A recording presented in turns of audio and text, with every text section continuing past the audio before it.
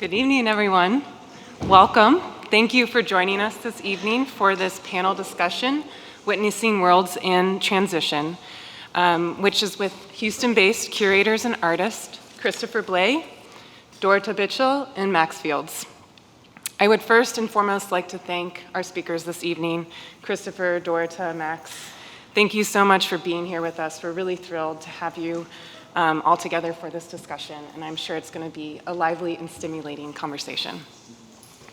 I also want to thank the wonderful team at the Menil, in particular Lauren Pollack, Manager of Public Programs, and Tony Martinez, Programs Coordinator, who have been so instrumental in organizing this public program tonight. Before we get started, I would like to remind everyone to please silence your cell phones if you haven't done so already. And our program will begin with individual presentations from each of our speakers before we turn to a conversation and a Q&A at the end. So we ask that you please hold your questions until after all the panelists have presented. We are recording this program, and it will be made available on the Menil's YouTube channel in the upcoming weeks. And now, a brief introduction for each of our panelists. Christopher Blay is a Liberian-born American artist, writer, and curator who is currently the chief curator of the Houston Museum of African American Culture. Blay was formerly the news editor at the online arts magazine Glass Tire from 2019 to 2021. Blay's writing was most recently published in the December 2021 issue of Art in America, as well as the spring issue of the Nasher Sculpture Center magazine. Sitting to Christopher's right is Dorota Biczel, a Polish-born art historian, curator, and writer who currently serves as Executive Director and Curator at the Houston Center for Photography. She has published and curated internationally on subjects that intersect contemporary art, spatial and gender politics, social justice movements, and material experimentation. And at the end of the table, Max Fields is the Associate Curator and Director of Publishing at PhotoFest. His recent projects include In Place of an Index with Ryan Dennis and Evan Garza in 2021, and African Cosmologies, Photography, Time, and the Other with Mark Seeley in 2020. He is currently working with Stephen Evans, who's here with us this evening, and Amy Sadao as co-curator of the 2022 PhotoFest Biennial, If I Had a Hammer. Thank you all for being here this evening. Before turning to your presentations, I'd like to begin the program with a brief overview to the Menil's exhibition, Collection Close-Up, Bruce Davidson's Photographs. And this exhibition, which is currently on view, was really the impetus for organizing this panel, and it serves as a jumping off point for our conversation. The exhibition presents the work of American photographer Bruce Davidson, who is known for his sustained engagement with social and political concerns. He started taking photographs at an early age, and by the age of 22, he became the youngest member ever to join Magnum Photos, the renowned agency co-founded by Henri Cartier-Bresson. We're fortunate at the Menil to have his work in great depth, work that spans his career, and this is thanks in large part to a recent gift that builds on the Menil's holdings of civil rights photographs. And the exhibition on view considers how he works in series over extended periods of time, establishing personal relationships with his subjects and really immersing himself in the communities that he photographs. And significantly, Davidson's work is representative of how photography has and continues to be a crucial medium through which many people have come to know the ongoing struggle for justice and equality. And for anyone who has not had the opportunity to see the exhibition, it will be on view through the end of the month, May 29th. The title of this panel, Witnessing Worlds in Transition, is a nod to Davidson, who described his way of working in photography as entering worlds in transition. With Davidson's practice in mind, our discussion this evening considers the role of photography in the history of the civil rights movement and ongoing struggles for justice, exploring the ways in which practitioners today continue to contribute to and complicate the legacy of documentary photography, while considering the politics of image making as well as the possibilities for social engagement. To address these questions and dive into some of these complexities, I'm so proud and humbled to bring together such distinguished and brilliant speakers who, as many of you may know, are deeply engaged with the photography community here in Houston and internationally, and who have been such leaders in generating dialogue around the role of art, images, and culture.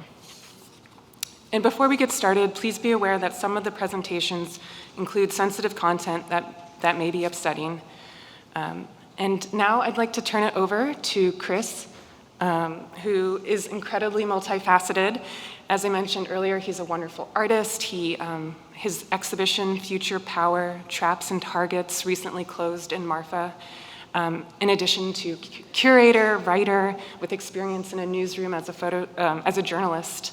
And he currently serves as chief curator at the Houston Museum of African American Culture. And with that, why don't you take it away? Thank you so much. I'll take it away and not add anything more to such a beautiful introduction. I'm happy that, the connection between Davidson and Henri Cartier-Bresson is a good starting point that I thought would be important to begin this discussion around the topic of holding up the mirror with a memory, documentary in times of change. I'll just jump right in. So, the decisive moment, as experienced by Henri Cartier-Bresson, is a moment when everything comes together and the image is just so. And I first saw this image here at the Menil for the first time outside of photography, text, and online. So it's particularly beautiful for me to be talking about it here in this building. And this image really exemplifies that decisive moment. The photographer waiting for just the right time and snapping at just the precise moment to create a document of truth. But for me, the decisive moment can also be a deceptive moment, summarizing what cannot be summarized. And it can be a construct that can belie the totality of the moment on film. So in this presentation, I want to consider the history of documentary photography from its use as a tool of colonial white supremacy to its use in the present in movements for justice and equality across the globe. Some of the questions I have are, what impact do these images have on movements? Who is telling the story, and what stories are being omitted? What's the responsibility of image makers, particularly the ones telling stories not their own? And photographers often cite Louis Hine when talking about the impact images can have for positive change. I would also include here Darnella Frazier, who at 17 recorded the killing of George Floyd on her cell phone. It's a video recording for which she won,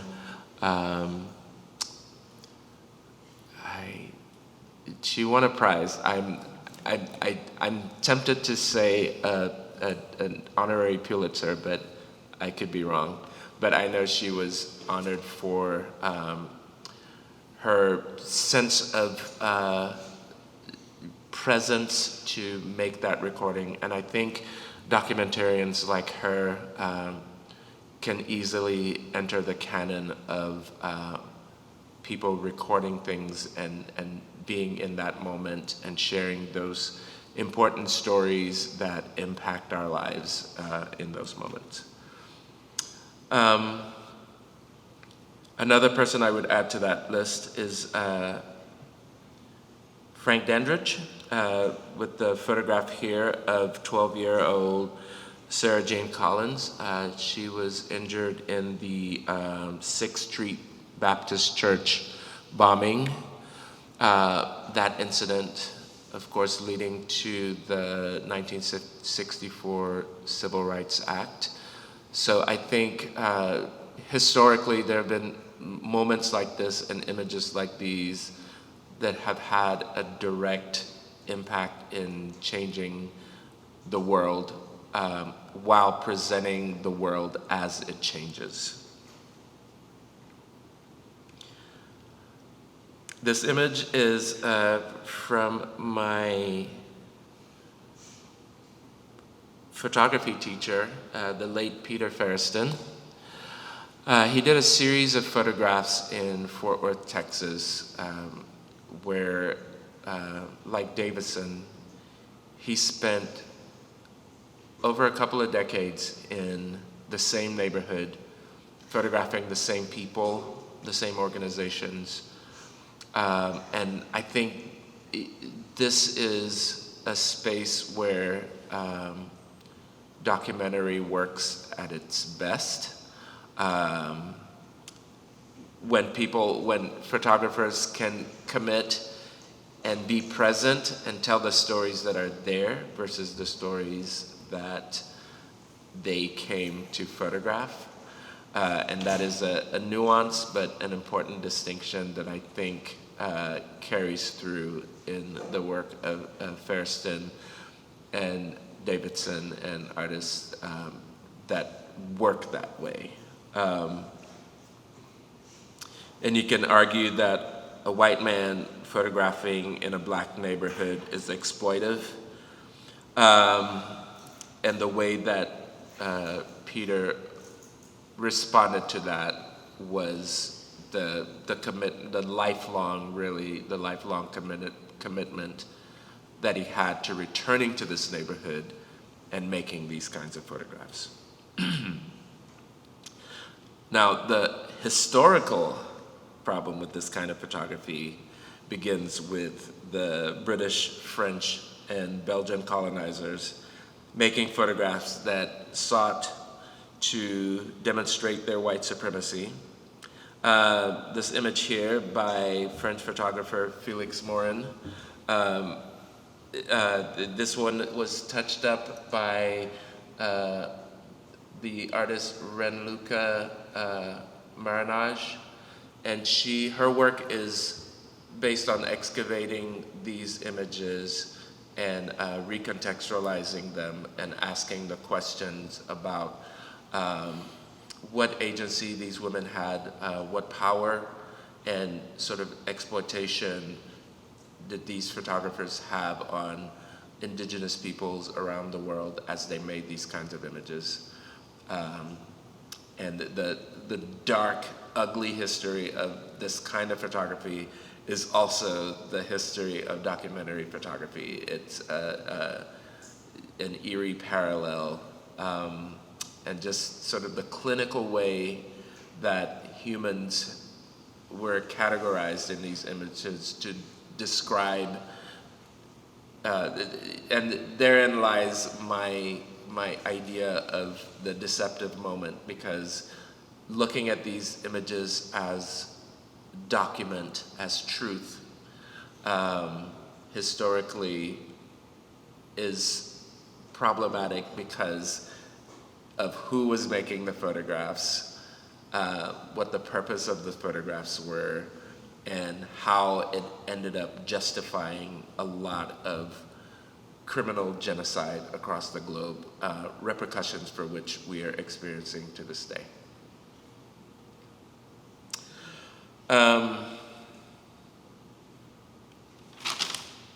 Where do I even get from there? Okay, let me just stick with this for a minute. I just want to talk more and show less. But really, this sort of thing is part of what the title of my talk is, holding up the mirror with a memory to society. When Oliver Wendell Holmes coined the phrase "mirror with a memory," it has always resonated with me as a way of sort of showing the image back to us as a society, and seeing where we have achieved the things that we aspire to, and where we have seared in the minds of generations the things that, the darker side of documentary photography. We talk about truth in photography, and we know that it's a highly subjective form. We can control the camera settings, we can control the place, we can control the subject, the perspective. So there are a lot of subjective things, and these images, this one in particular and this series of images really show that idea of how you can use those controls to really present things that aren't so.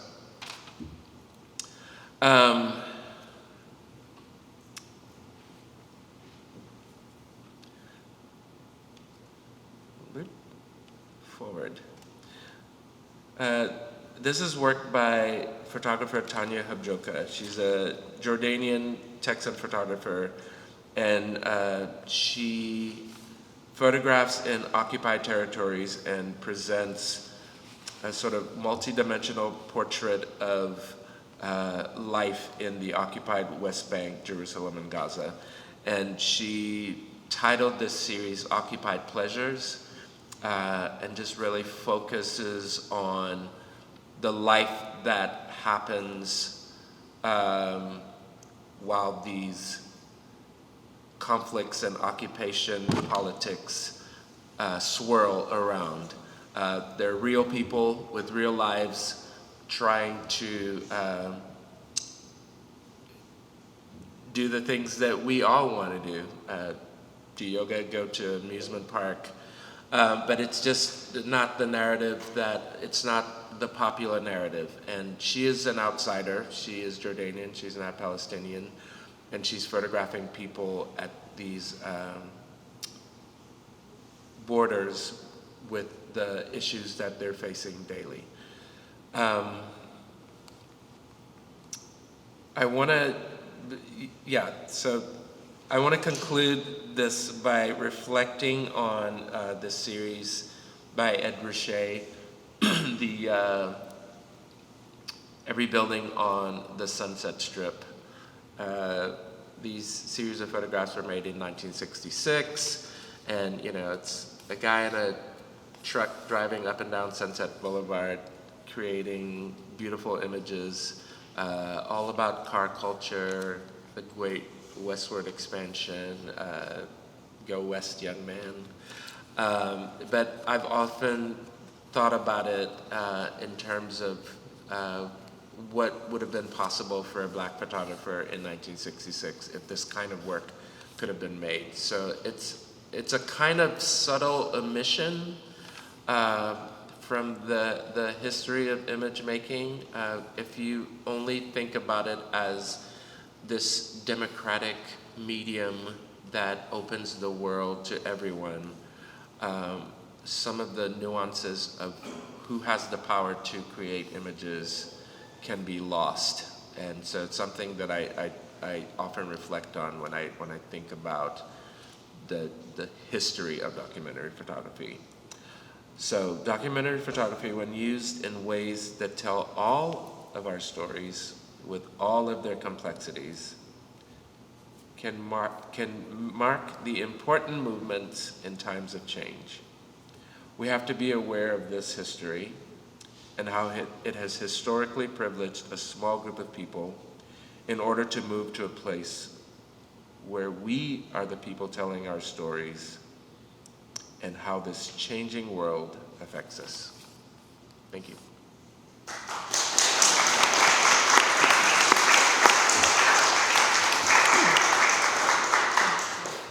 Thank you so much, Christopher. And I'm going to turn it over right away to Dorota. As I mentioned earlier, Dorota currently serves as Executive Director and Curator at the Houston Center for Photography, where there are two excellent shows on view currently, one about the industrial landscapes of Peru by photographer Edie Hirose, and the other about a family in the Ukrainian countryside by Jake Eshelman, who I believe is here with us this evening. Go ahead, Dorota. Thank you so much, Molly. Thanks, Chris. I think I'm going to be speaking to very much similar issues, so I look forward to the conversation afterwards. I want to warn you that there is one potentially very graphic image in my presentation, and I will give you a heads up before it comes in case you choose not to look. And the way that I'm going to present is I'm first going to read for a little bit by the way of the introduction, and then I'm going to turn to the images and speak to the images that I'm sharing here with you tonight. As with speaking for others, seeing for others poses a number of problems.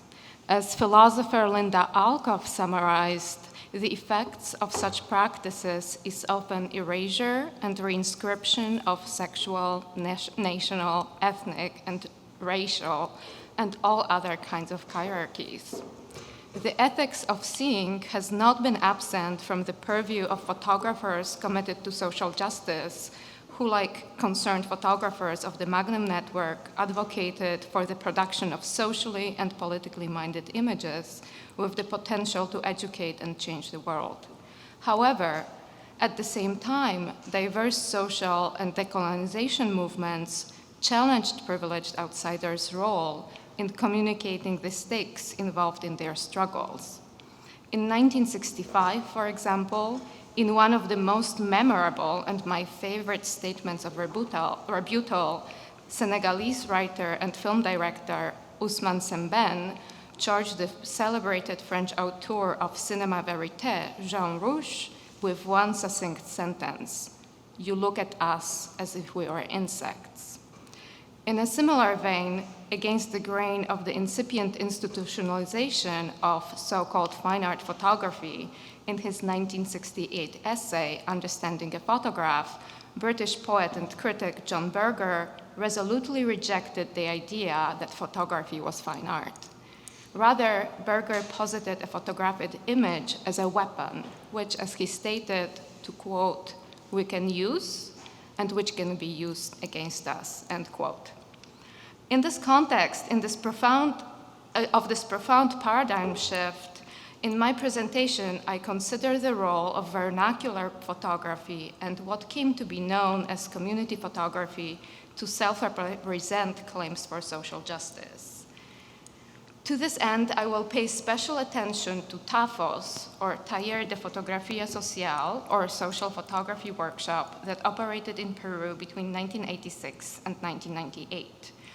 To contrast seeing for oneself, that TAFOS represents, to seeing for others, I will proceed the work of TAFOS photographers with the ambitious exhibition called Yuyanapak that deploys a vast, mostly photojournalistic image archive to retroactively shape the collective memory of the very same period.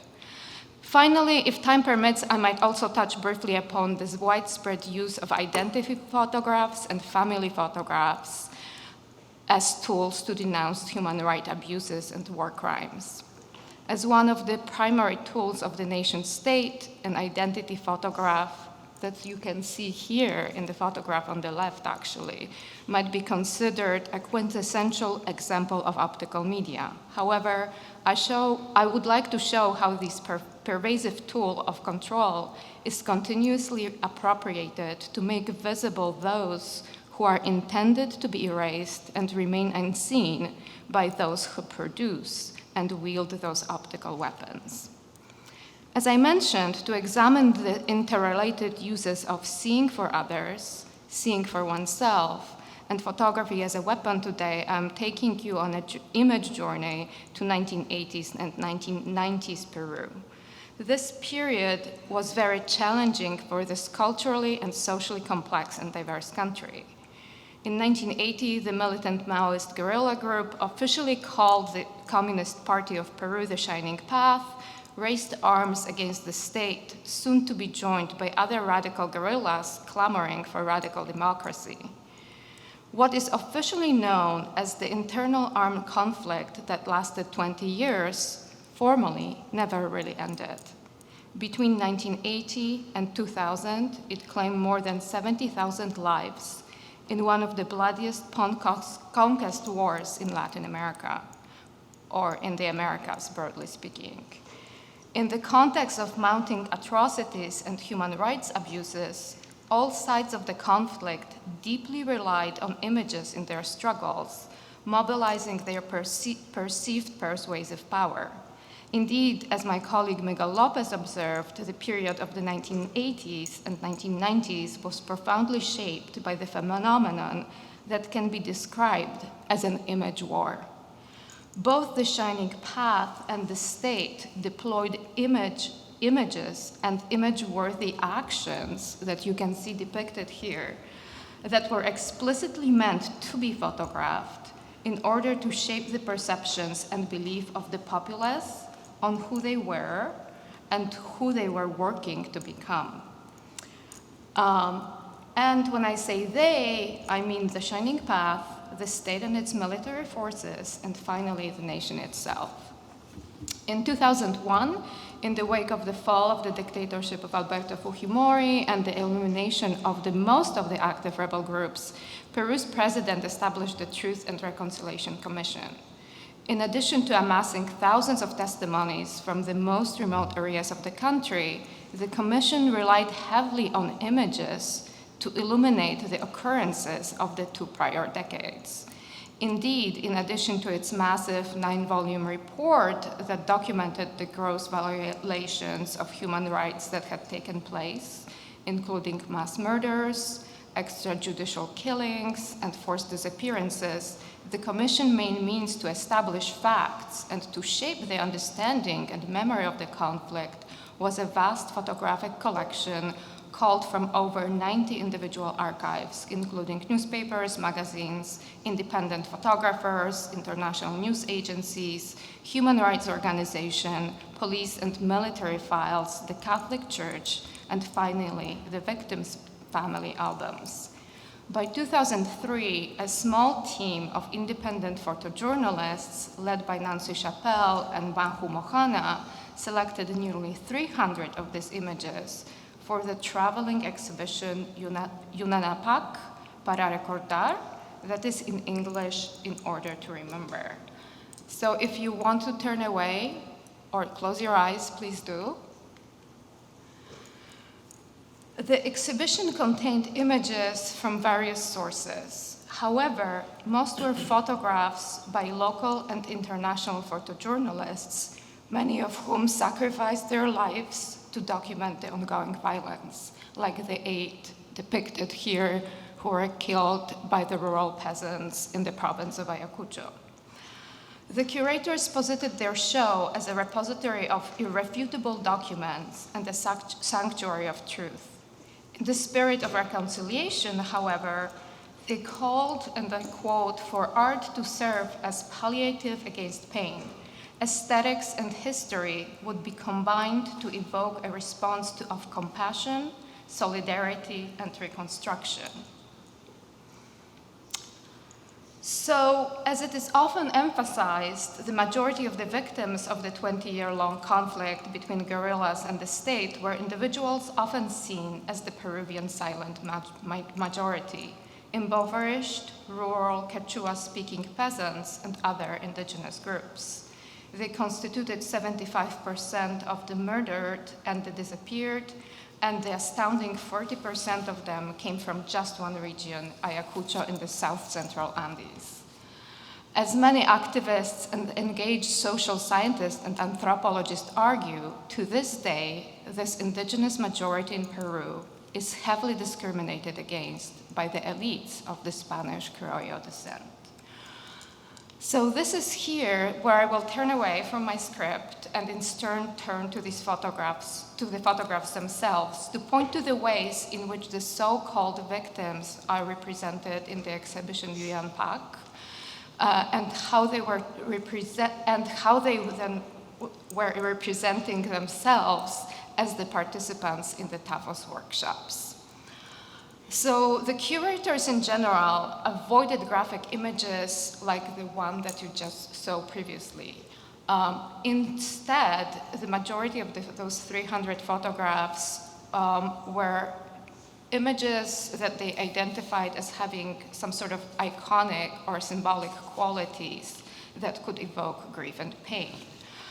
And as a result, very often what you see is that the Quechua-speaking bodies are rendered as mutilated, killed, orphaned, or, as in this case on the left, rescued, in which you see a group of indigenous women from the Amazon, Ashaninkas, as the caption states, rescued by the military operation under a certain name.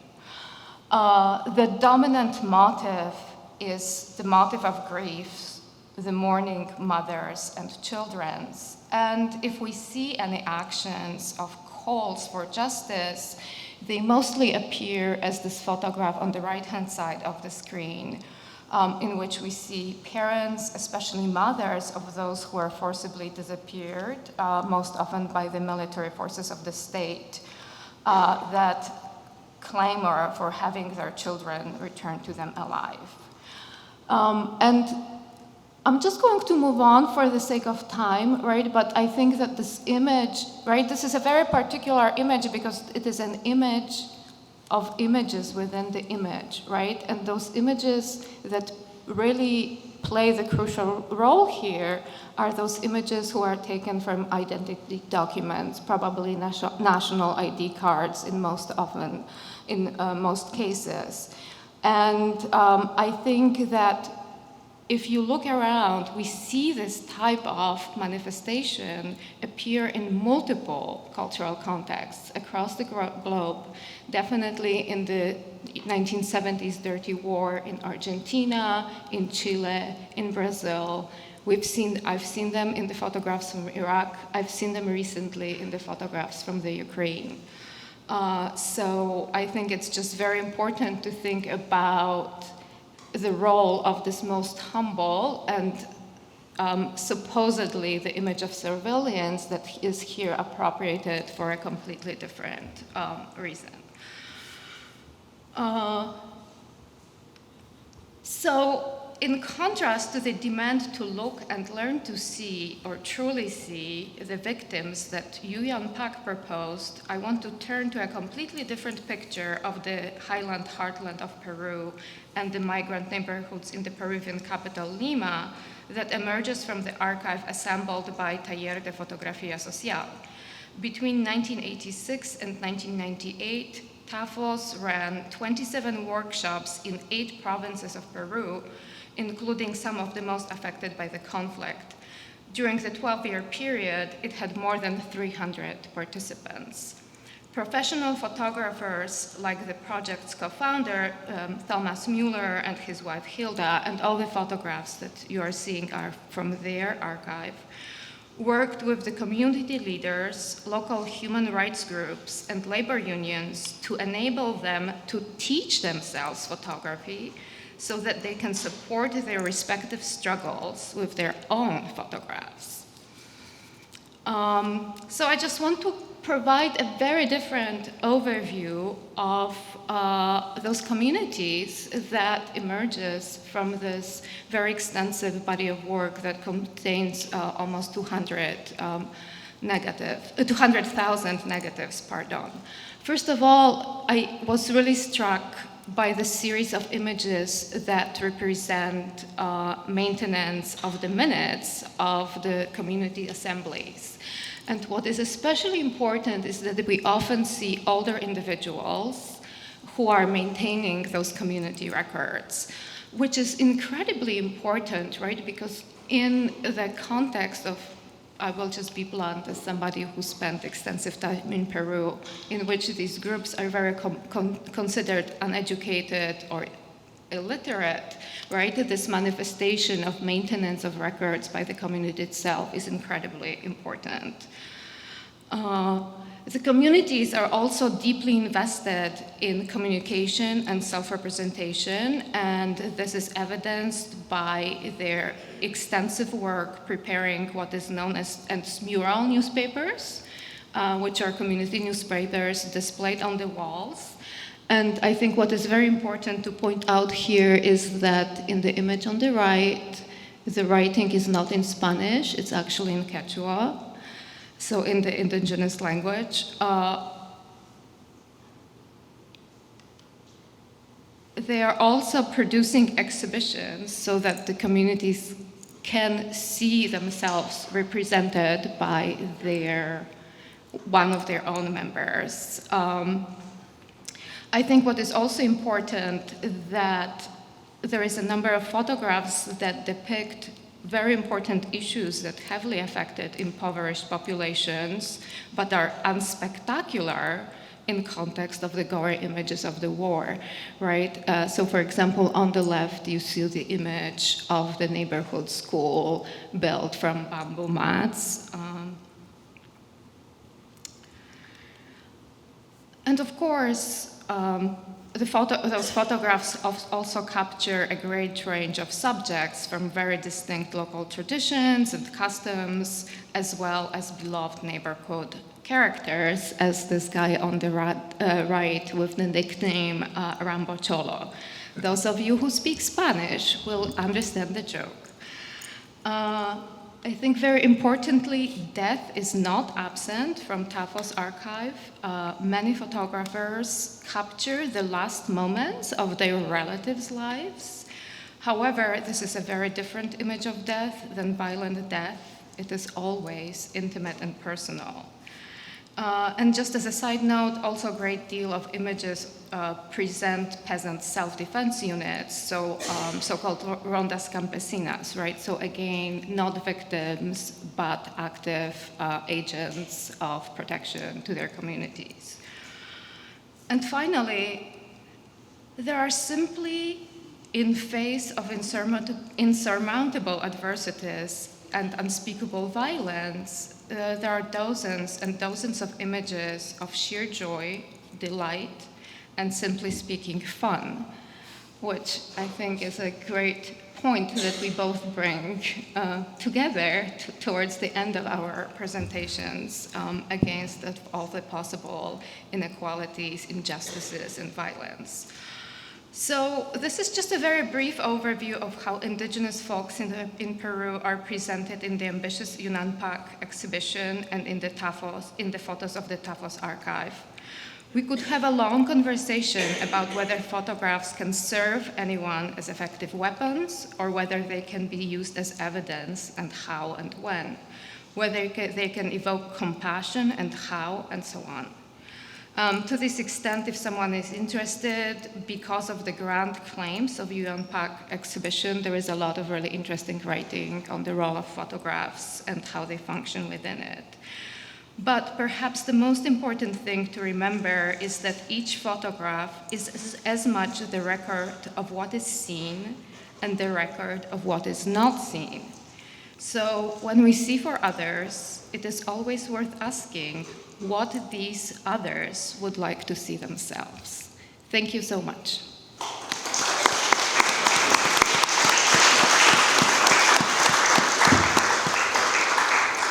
Thank you, Dorota.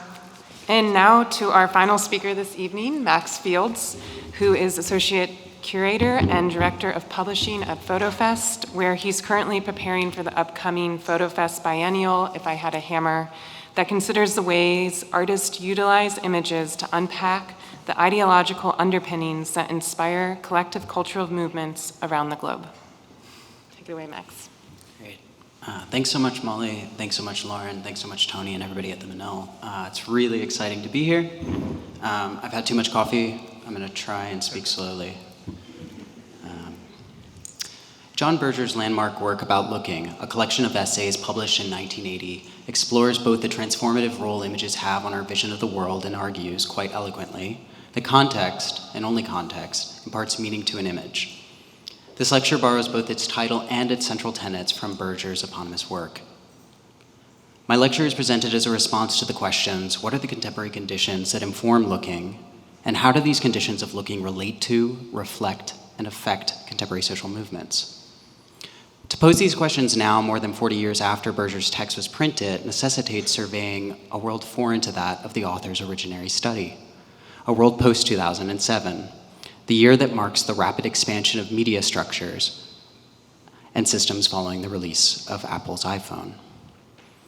Today's social, cultural, and political landscape is comprised of and embedded in images created in what can be described as post-crisis, post-internet, and post-global conditions. We are not living in a time ruled by the 24-hour news cycle, but instead one ruled by algorithmic data circulation and the instantaneous click. Contemporary image culture, not limited to, but including photography, video, and filmmaking, is directly informed by these conditions. Simply put, images are no longer only created to arrest a curious spectator, but are instead made to be transmitted, distributed, edited, filtered, replicated, and ultimately replaced by other images. This lightning speed clip of image making, impression, and circulation has propagated the production of images that have ultimately shifted our relationship to looking at the world, to seeing its texture, and to accessing our imaged past. Images do not simply depict the world as we know it or as it can be seen. Rather, as I will argue in this presentation, images are created today in order to take advantage of the relationships between the power and potential of image retrieval, the flattened value of images, the disorganized nature of the contemporary imagescape, and above all, to take advantage of scripto-visual media as a tool of both social cultural oppression and emancipation. Following Berger's example, I think it's essential to discuss the context that set up the post-2007 condition of images and to clarify what I mean when I say the power and potential of images. The attack on September 11th, 2001 was the single most photographed event in my lifetime. Anyone who was at a conscious age 21 years ago can tell you exactly at what time and where they were when they first saw the horrific image of the Twin Towers engulfed in clouds of flame, smoke, and ash and debris. I was in my 7th grade social studies class in South Georgia when I first saw the image. Upon hearing the news from a colleague, my teacher, Miss Buchanan, shut the door to our classroom, papered over the door's slotted window, rolled out the AV cart, and flipped on the local news. In that moment, alongside a cohort of 20-something 12-year-olds, I was participating in the act of looking with the entire world. Writer and curator Galita Lott calls this the single moment in history wherein the entire globe shared their gaze, looking at the exact same image at the exact same time. The grim success of the attack cannot be accounted for by only discussing the act of crashing planes into towers, but by considering the successful manufacturing of images that defy the world's ability to comprehend reality, the manufacturing of inconceivable images that would circulate around the globe, spur global panic, a 2 decades-long war, and fundamentally define and secure the masses' reliance on images as a depiction of reality. David Levi-Strauss, writing on this subject, notes, quote, "There were so many photographs taken of the event and the aftermath that the New York Times changed its policies to include more images, and they were not alone. Following 2001, the US government and governments around the globe began instituting ambitious policies that called for the mass collection of images, data, and surveillance information. Cameras in the sky, cameras on every street corner, cameras on cops, cameras designed to protect and serve in this new age of spectacular terror, or at least that was the justification offered. This is the response to a single image's circulation, and for me, this is the ultimate example of a single image's power and potential. In 2007, Apple unveiled the first iPhone, a communication technology that brought together divergent communication channels, the interpersonal call and text, mass media via access to the web and apps, and photography designed to be instantly uploaded, shared, and circulated. The popularity of the iPhone incited a tech movement that would ultimately put the world of information in the palm of everyone's hand and a camera in everyone's pocket. Almost immediately, state-sanctioned surveillance and documentation of violence was positioned against civilian-made witness videos and photographs that countered official accounts of the what, where, when, and how of social, cultural, and political events. With the ability available to anyone with a smartphone to instantly upload images to the web on Facebook, Instagram, Twitter, and even mainstream news sites, a new complex imagescape emerged, the image space within which we exist now, one wherein multiple perspectives on a single moment through images have the potential to be endlessly circulated, without limits and without broad censorship, at least for a time.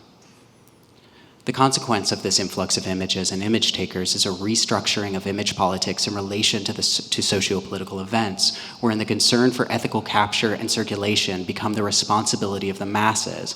This is in opposition to the responsibility and codes of ethics tasked to journalists and government officials. I want to provide what I think is a poignant example of how this code of ethics operates in journalism, highlighting the complexity regarding the decision to document subjects involved in social movements.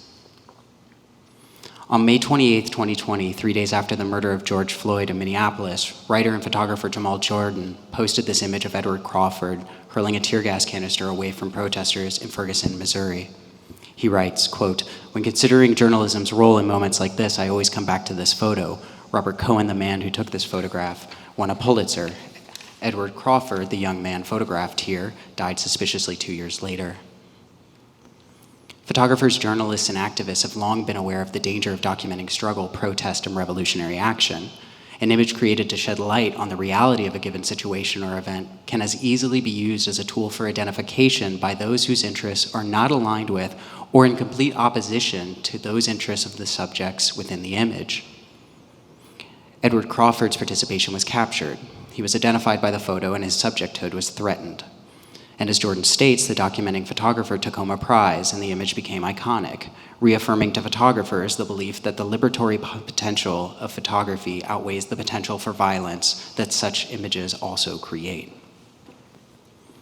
Over the course of the past 14 years, protesters involved in social protests have recognized the danger of image capture and in an attempt to protect themselves against communicative militarism, have adapted their organizing tactics by spreading information about the dangers of making photos and videos during social action events. For example, in 2019, Hong Kong protesters began to cover their faces in surgical masks, blind street cameras with laser pointers, asked protesting photographers to blur unmasked faces, and remove metadata from any uploaded images to avoid providing Chinese authorities with information about where, at what time, who, and what camera was used to take any given image. Tactics that have been adopted by protesters around the globe. Those involved in the insurrection on the Capitol on January 6, 2021, are now dealing with the consequences of not adapting to the contemporary condition of image circulation, as the FBI levies charges against them using their very own images, videos, and social media posts to incriminate them for their assault on democracy. What may sound like a contradiction to the points laid out above, or previously, the ubiquity of images does not suggest that images as individual objects have obtained greater value. In fact, the sheer magnitude of images and their infinite transmittal has led to a flattening of unique image value. For a single image to have significant consequences means that that image must stand out among a sea of billions of images, all of which are competing for viral interest. The structural logic of value related to images follows the structural logic of capitalism. Incessant scaling, perpetual growth, and its accepted ubiquity are the mechanisms through which mass media and social media operate. More images means more attention, except that attention is always positioned within the context of a platform or corporate mediator. Tom Betteridge, writing for the Business of Fashion journal in 2018, describes the condition of value in relation to contemporary media saturation as, quote, the big flat now. The big flat now describes a phenomenon wherein images of social protest and cultural trauma are surrounded by images of LL Bean advertisements, cat videos, selfies, memes, and personal photographs that are all competing for attention via the same distribution platform. He writes, quote, commerce is no longer antithetical to culture. In fact, it can more readily become absorbed into the medium itself. Whereas television programs and magazines have designated spaces for advertisements, the feed where content lives is a much more ambiguous terrain. Considered holistically, the slur advertorial can be applied to almost every statement or gesture. This is to say, from the perspective of the superstructure of the digital imagescape, all images, no matter their context, have the same potential advertorial value. The probability that a user will click on a protest image and then scroll to click on an advertisement is 1-to-1. Another way to describe this condition is through a theoretical construct called metamodernism, a term I honestly dislike but find useful here.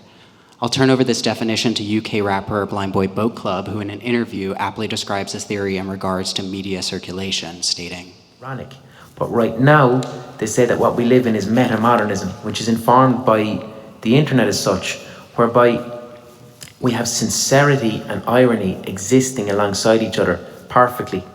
And what I kind of studied in my master's and what I was interested in is I believe that because we live our lives scrolling through our phones, that what this has done is it's made us quite literate in being able to handle sincerity and irony at once. Because if you look at your Facebook feed, you could have your friend's wedding, then someone could share a horrible ISIS video, then you scroll down again and you've got some cats. the challenge that this presents to those who are seeking justice from the images they circulate is that the spectacle of images has become so complex, so broad, and so totalizing that for any single image to move a population and incite political change, it must defy the algorithmic odds that position that image within the same sphere of value as every other image circulating. There are few examples of single images that have done so since 2007, and ultimately I'm not sure of why those few examples meet the criteria of being an exceptional image. What I am sure of is that these images are not more shocking than millions of images of war, genocide, murder, and trauma that do not provoke social, cultural, and political responses today. My work over the last 4 years has been analyzing images and comparing images of violence, protest, trauma, and social struggle to find out why or how an image can become the exception to the logic of the big flat now, the metamodernist condition wherein irony and sincerity often equate to passive nihilism. For example, in preparation for this talk, I thought about this image of a 3-year-old drowning victim, Alan Kurdi, which not only had the effect of immediately raising awareness regarding the Syrian refugee crisis, but sparked a sea change. By provoking an empathetic awareness previously lacking worldwide, the photo galvanized governments and citizens to act with urgency. David Cameron literally overnight changed UK policy from refusing to accept Syrian refugees to opening the country to the refugees. Donations to the migrant offshore aid station soared 15-fold within 24 hours of the photo's first publication. And the refugee crisis became a central issue of federal elections in Canada, where the Kurdi family had hoped to find refuge. But what makes this image exceptional? How did this image earn autonomy and agency? My questions are positioned against a belief that the foundation of our communication structures relies on conditions of a constant recontextualization of images and their meaning. Think of how a single image can transform almost instantly into a meme, be positioned against a text authored independent of the image maker's intention, edited and altered so that the context within which the image was made is completely divorced from its viral exposition on the web and in the news. The artists that I am working with for the upcoming PhotoFest biennial exhibition, If I Had a Hammer, are interrogating this issue by mapping the entangled systems of image transmission and receival, performing a forensic analysis akin to a Google reverse image search, but through a much more painstaking process that requires identifying the structures that support the contemporary imagescape and are responsible for the rejection/constant reconfiguration of context that the imagescape encourages. One such artist that I look forward to bringing to Houston this fall is artist Ho Ruan, whose performance lecture and installation Dash, created in 2018, will be presented. Ho's Dash is exemplary of a research-based forensic examinations of the effects of and the relationships that exist between image circulation and social, cultural, and political movements in the post-2007 digital era. Ho begins by sharing a video that replicates the vantage point of the dash camera used by a Singaporean taxi driver who on May 14, 2012 was struck by a Chinese financial investor driving a Ferrari at over 100 kph while preparing for a turn in an intersection located in Singapore's city center. Following the collision, the dash camera footage was leaked onto YouTube, where it soon went viral, spreading on social media and on mass media channels, sparking a heated public debate in the island city nation about the influx and effects of affluent Chinese nationals moving to Singapore. Ho Ruan's performance lecture dissects the aftermath of the viral video circulation, drawing attention to the ways in which this circulation and parallel debate replicated the very hegemonic structures that uphold colonial racialization and capitalist inequities in Singapore and as a project around the globe. Ho provides examples of news sites that feature xenophobic headlines above the viral video, highlighting the nationalist language that positions the Chinese subject as an invader and the taxi driver as the everyman. Ho shares through clips of video and through screenshots image of confused debate centered on the fucked upness of the spectacle, focusing intensely on the relationship between the othered subject, the migrant laborers in Singapore, the underclass population, the disenfranchised. Topics that spurred public protests and civic organizing in opposition to the influx of wealthy Chinese foreigners. What Ho offers in his analysis is a reading not centered on the collision of cultures per se, but rather on the repeating nature of capitalism, its incessant, borderless expansion, its predictable stability despite the appearance of disturbances, and its ability to remain unscathed and even unaccounted for when its affects dwell in the eaves of every structure, be that structure the maze of the social imagescape and mass media, or a nationalist structure of governance. The point that I hope is made clear from the example of Ho Ruan's Dash and the aforementioned examples from mass media is that underpinning each circulated image is a superstructure that is veiled by the mass influx of images that surround and supersede the uniqueness of a given visual object or subject. That is an inherent impossibility of zooming out. If the prerequisite to understanding the power and potential of images is understanding the context within which the image was created, who created it, and why that image was created, then we need to adapt our analytical approaches to embrace a slow forensic pace of looking, and in regards to social political movements, a rejection of the reactionary action. We have to assume a criticality that does not fall for the impossible expectations of what photography can do or is doing. A criticality that does not rely on the assumptions that images work in 2022 as they have in the past. I'd like to end this talk with a series of questions that influence this presentation. These are questions that haunt my dreams as I struggle to write on this enormous topic, and perhaps we can return to these in the panel. Thank you.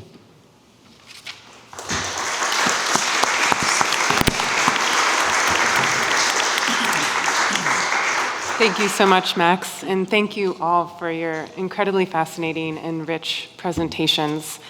And I think there's a lot of ways, there's a lot to unpack here and a lot of divergent directions we could take this in.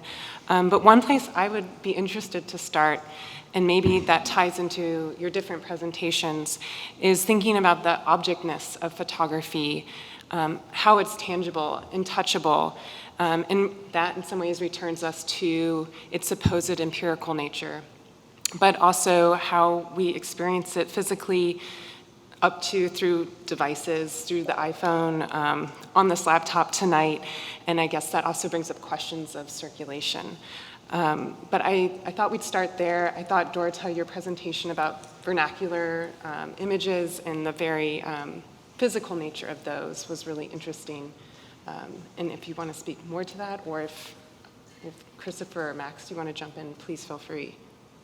Sure. I mean, I think that regardless, and this is a big question, right? There is a lot to unpack sort of in light of everything that has been touched upon in this presentation. I actually would politely disagree with Max that there is one superstructure that regulates all the images. I think that actually, aside of that superstructure, the images exist in a lot of different places, in a lot of different niches, and in a lot of different forms, broadly speaking, right? And very often the relationship to them is a tangible physical relationship, right? So, whereas there might be no escape, right? I don't think all of the images sort of live equal lives, right? I think that images are very strange beasts that acquire their own lives depending on their users. And I think that's what I try to keep in mind. Yeah, I'm really interested in that objectness because it's the kind of, we would question someone's devotion and relationship to their device because it's inanimate, It's not connected to anything organic, but when we hold a photograph, even if it's of a pet or a place or a person, that connection is so tangible that the risk of losing that image creates a visceral response to that connection that the image points to.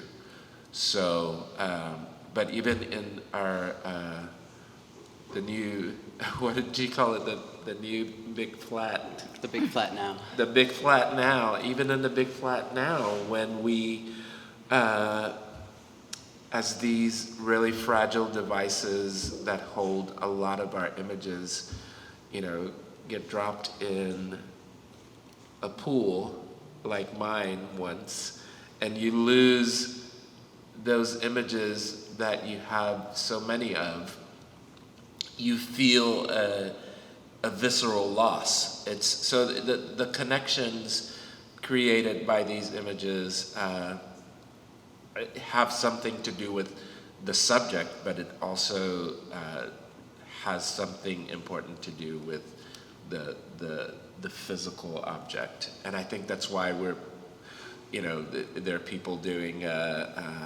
all these ancient photographic methods and technologies and practices now, because there's just sort of this snapping back to the physical object because of this flatness.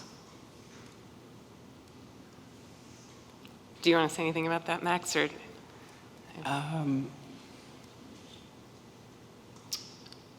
No. Well, another question I had was about empathy, and I realize that's a broad topic, but in thinking about how some images have empathy and others that don't, and thinking through context with that, it really could be applied to any of your presentations, but I thought that's something we could press on a little more and think about. That's a topic that I struggle with. Like, in conversations that I have with my parents about this, when I was talking to them about, for example, the Alan Kurdi image that I showed, my mother was convinced that, the reason why this sparked a sea change was because people saw their own child in that image. And I'm not convinced that that's the reason, but I do think that is a huge part of it. I do think that seeing yourself in an image is a motivator for action, right? And it is also the reason, as Christopher brought up in his presentation, that certain things are also omitted. I'm sorry. Empathy is I'm sorry to be so grim, and I don't mean to be definitive in any of my statements. Take it all with a grain of salt, but because I'll change my mind, and I agree with you, Dorota, too. I think that you can weaponize empathy, or empathy can also mask. It can mask certain reasons for doing something, for making something. I want you to feel something, so I write a song about love, or I make or I want you to understand my life more, so I photograph a romantic photo of my newborn baby or something, right? This is something, and that's for social capital, right? So it's not always violent, but it can be. And I think ultimately you can also say that the empathy is not in the photograph, it's in the viewer, right? And no matter what the image is, there will be no universal agreement regarding its affective potential, right? No matter how hard, the photographer might have tried. So this is just something that I think we should keep in mind, right? Because I do think that, I've heard from someone recently this sort of beautiful thing about like how photography is a universal language, and maybe it is, but I also think that it is incredibly culturally specific, even in this big flat thing, right? So I just don't think that you can make the claims regarding that the photograph has it just by its own nature, right? You can point to if you understand the cultural context, I think you can read kind of the photograph in the cultural context in which it was produced and argue that someone has taken it with a certain, empathetic or affective inflection, right? But I think that's as far as I would go. And the images that we see, particularly of violent interactions between police and Black people, specifically, it's the sort of the ultimate critique of a photograph, because from one perspective, it can be this sort of truth document without nuances that is meant to be definitive. But when you sort of zoom around it, or the perspectives that zoom around it can completely leave you scratching your head, because 10 people can look at the same footage and come to different conclusions. So part of that is empathy. Part of that is the empathy that the viewer brings to the image. And part of that is who's making the image. If it's a dash cam photo, or if it's a cop's thing that they're wearing, or if it's someone standing on the street making that image. That criticism of image making becomes this thing that really just sort of succinctly brings to bear what we talk about when we talk about the subjectivity of photography. So you would think that there would be the definitive truth document that leads to social change or leads to A, B, and C, but it's often that deceptive moment where we're all looking at the same thing and trying to understand why it is so or it isn't so. Well, and I do want to allow enough time for questions from the audience. And we have a mic going around, so please feel free to raise your hand and ask a question. Please direct all difficult questions this way. Yes, Joe.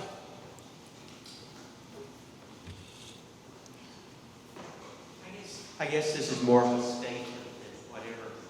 One of the things I found interesting about the talk and was going over in my mind was you're going to see photographs which may make you uncomfortable. And my mind went back to the Vietnam War and how the perception of the war was changed because of the images that were coming live from Vietnam, of soldiers killed and whatever, and also the photograph of the killing of a student in Penn State, I believe it was, with a woman standing over it. And I can name 1,000 others, including the Floyd murder, other things. These are uncomfortable images. And I wish we had more of them to show without telling people they need to turn away. I think these are the type of images that we need to see today, because it's showing the brutality that is occurring in our world. And until we stop that, it's going to continue. And think back to the AIDS crisis. Nothing was done for gays and lesbians, gays that were dying from AIDS, until images started coming out of Africa showing people dying there of AIDS. And I think that it's the type of thing where don't put you may want to look away. Let them look at it and understand that it's a cruel world and that it can be changed. Look what the murder of Floyd did. I mean, it changed the way that we looked at the black and cop dynamic. And I think it's something that we need to look at. I think the we there is the complicated issue. I don't think the looking away is meant for people who need to see that image. I think it's for people who've seen, lived with, and experienced the complexities that that image entails. So it's less about protecting those who need to see an image to understand what is violent in that image, rather than perhaps offering a moment to pause, or a moment to not trigger trauma at a talk about art, because life is hard and complex and traumatic. Yeah.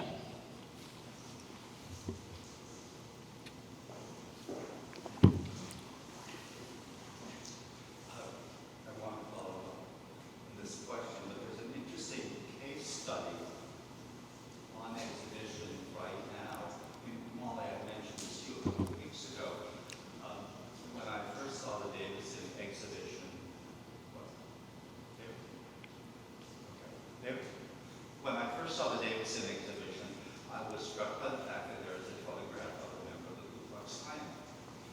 Because as we all know, 2 years ago, the Phil Guston show was canceled or suspended, put on hold, because it was felt that a context needed to be provided in which to look at the images Guston painted of the Goonies, Ku Klux Klan cartoon-like figures. There's nothing on the wall saying that there may be an image in this show that some people will find offensive. And so I need a context in which to place that image, because I can't figure one out. There is just too much stuff floating around. We need to be guided so that we can look at this image correctly. What is correct? We need to be aware of the fact that some people will be offended by this image. What does that mean? So maybe some of you, all of you, can help me with this. So in terms of context with images, are you saying, Ed, that there should be more context, or? You obviously are aware of the whole problem with the Guston show. Mm-hmm.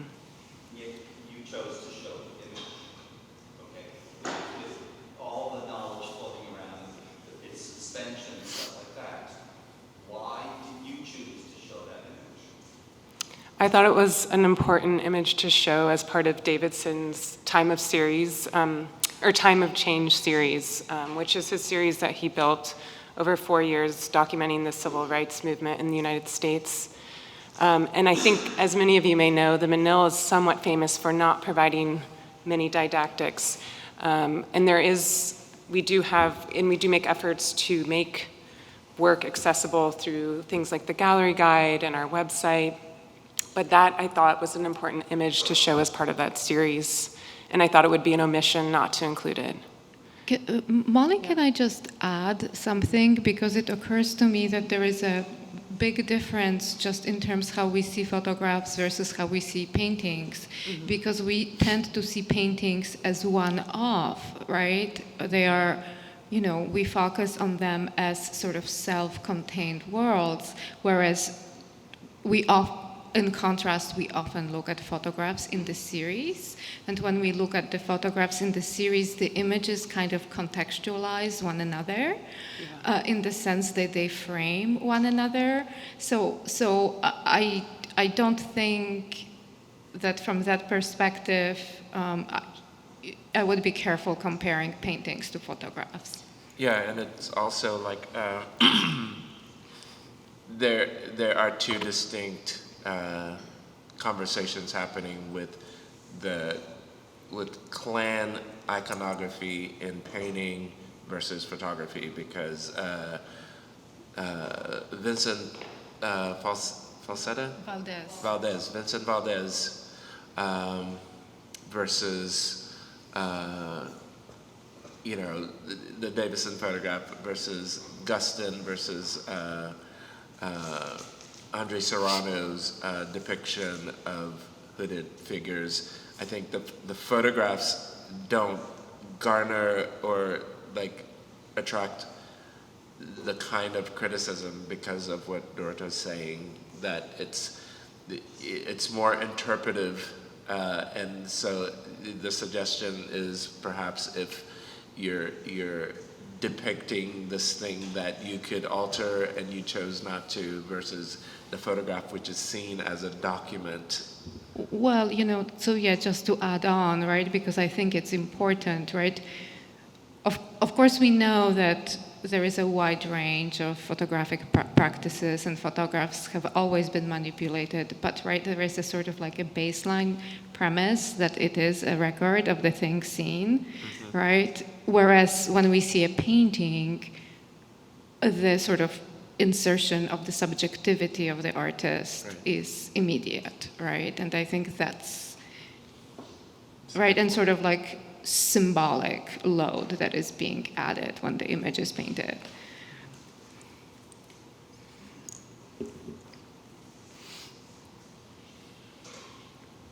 I think that Ed's question was really good in terms of, I think it also hinges on your conversations about empathy. And do all photographs of people inspire some kind of empathy or not? And what does that have to do with your own political worldview? To continue on to be fair about that exhibition, there was incredible dissent among the curatorial team about whether it should be postponed or not. And part of the decision had to do with COVID. But another part of it, of course, was about interpretation after the summer of 2020 and the swell of Black Lives Matter protests related to the various murders of Black Americans here. Interestingly, in that note on subjectivity, Guston was Jewish, but he also, in his own writing, talked about his own racism and how he also identified with the subjects of what he was painting, in some sense. And I think that's very advanced in terms of narratives that we've had about whiteness and racism in our country over the last few years. So thank you for bringing that up, Ed. I thought that was really good. I have another question, though, separate from that statement, and some background about how much do your presentations and your thinking about photography have to do with questions of agency and access? Everything, all of it, the whole thing. I think it's really important to be able to tell stories as close to experiences as possible. And the greater the space between the storyteller and the story, the greater the distance to the truth. I think out of necessity, we can cross those boundaries and tell stories. But I think out of urgency, it's important to be able to tell our own stories. And to be able to get assignments to photographers that already exist in places where stories need to be told versus parachuting in and creating the story that a publication wants to present, or having a sort of designed assignment for a crisis. So yeah, I think that agency, who's making the photographs, who's creating the assignment, all has to have to do with the power structure of representation. And it just sort of circles back into empathy and equity in the art world, in the world. If people that have been historically absent from structures of power don't participate in how the future is designed, we'll get the same bullshit photographs that make up the bullshit stories about the things that are happening in the world, and it's transcoded and never translated and never dissected, and we don't learn, and we just keep moving forward with this same stuff. Yeah, that's it. Yeah, I will just say after Chris, yes, everything. That's why I emphasized, for example, in my presentation, right, that the super important part of those workshops was creation of this mural newspapers. I don't know how you really properly say it in English. It's periodico mural, so the newsletter that you plaster on the wall, right, which is self-created by that community. Which I think was really crucial aspect of their larger work.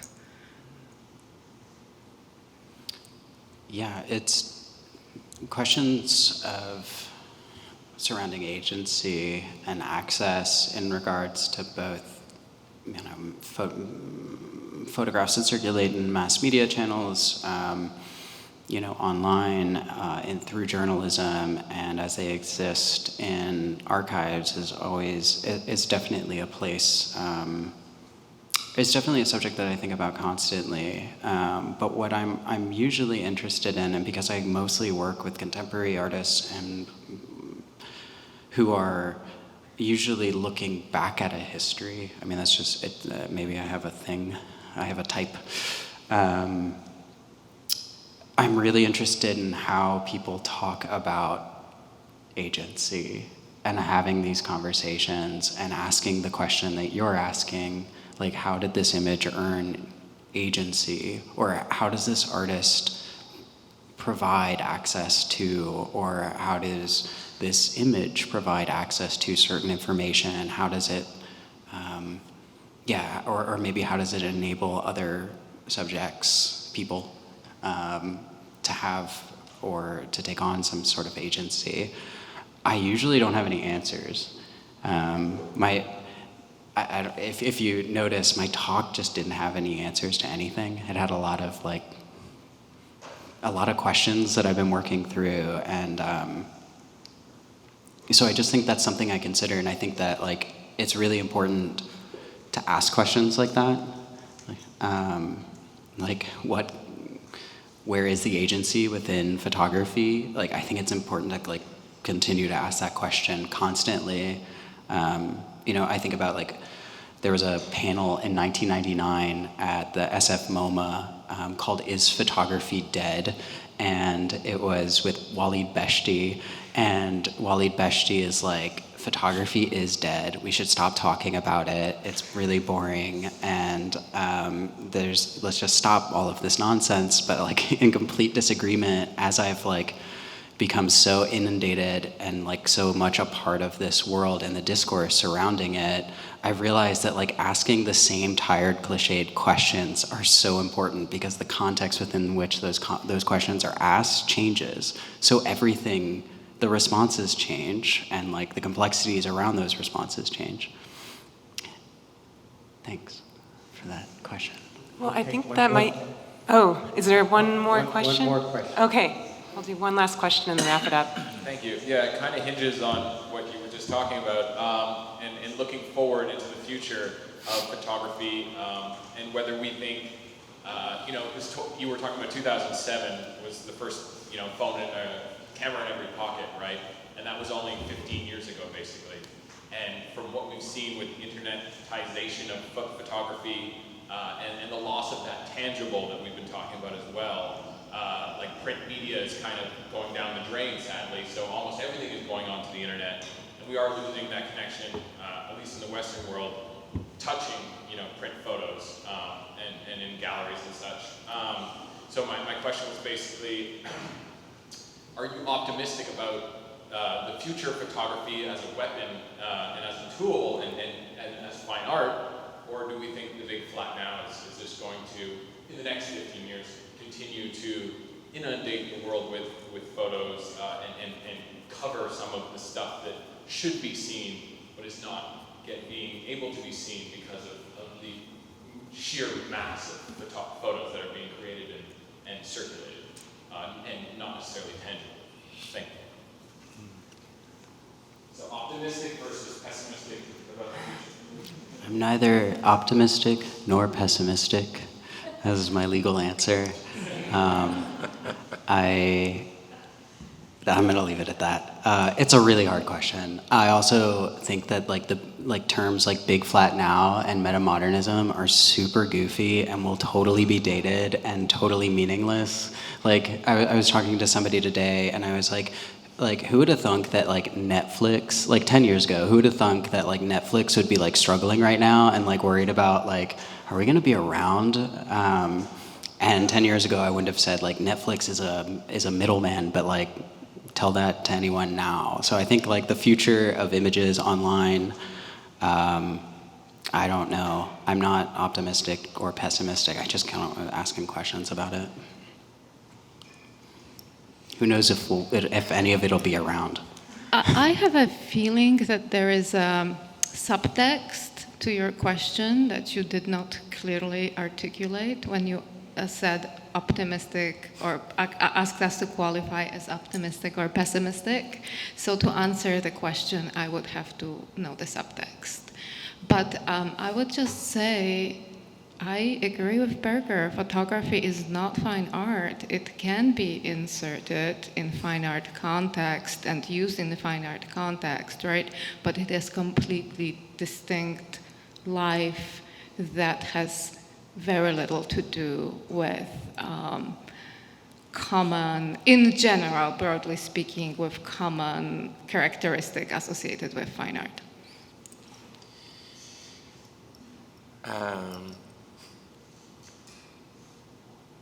We had a conversation about this previously, but the media critic and advanced thinker Willem Flesser talked about the post-historical image, and in the context of that, he talks about how the real purpose of photography is to make the camera better.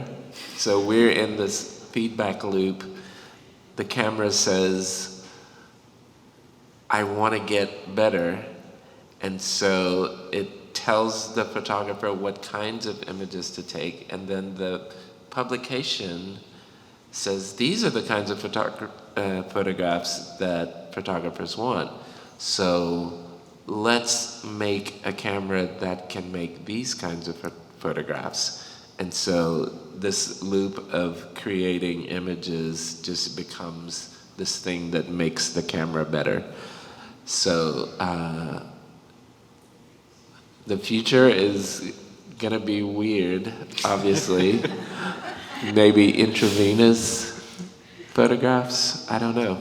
But yeah, as the future of photographs goes, so goes the future of our society. If we just sort of descend into all of this, we'll just have some really weird images.